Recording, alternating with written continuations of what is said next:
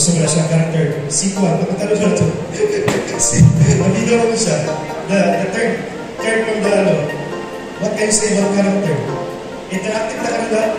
Anyway, kaya I don't like to become a traditional speaker. Kung saan na character doon, kung saan na yung facility regarding character, dapat, gusto ba? Dapat? Sige, okay, hindi ba? Sige, sige. Dito? What is your name? Daisy. Daisy, okay.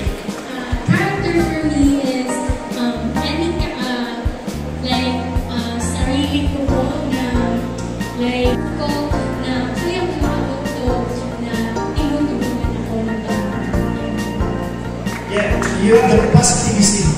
Positive sa Pampalugini. And not only in Pampalugini, but all around the world. Kapwa Pilipino ang hihilang sa'yo. Di ba, Pablo? Correct mo? Kapwa Pilipino, and that's very sad.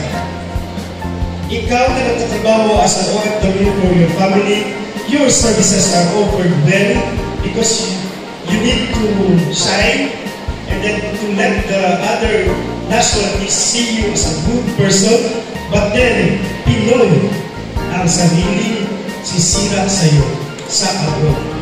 So sino ang gusto mag-abroad? Taas ang kamay? Kagaya ko? Okay, you prepare yourself for this rooted culture of the people. Ako si Doc Jansho, walang utang OFW.